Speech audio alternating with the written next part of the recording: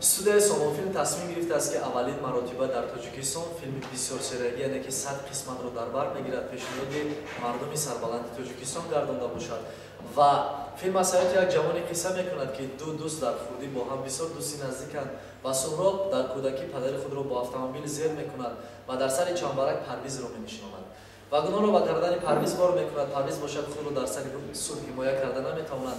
Ӯро меоранд ба хонаи кӯдакон, дар он ҷо тарбият мекунанд.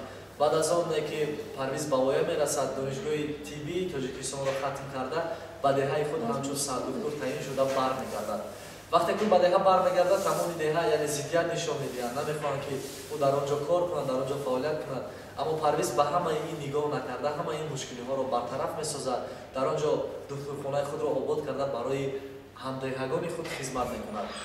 ва дӯстони азиз, мо ҳамаи шуморо саҳнаи 21 январи соли 2019 дар идораи оила интизор ҳастем. мо ҳайати эҷодии гурӯҳи силсилафилми умеди зиндагӣ Саодат Азизова, Диловар Нигматов, Шуҷоат Ҷалолиддинов, Назирвани Мусо, Маҳина Азимова ва ҳамчун ман Парвиз Ашуров бо шумо суҳбат хоҳем кард. биёед як суҳбати гарму самимӣ мекунем ва шумо аз ҳаёти мо ва аз силсилафилми умеди зиндагӣ зиёдтар бохабар шавед. хайр азизон.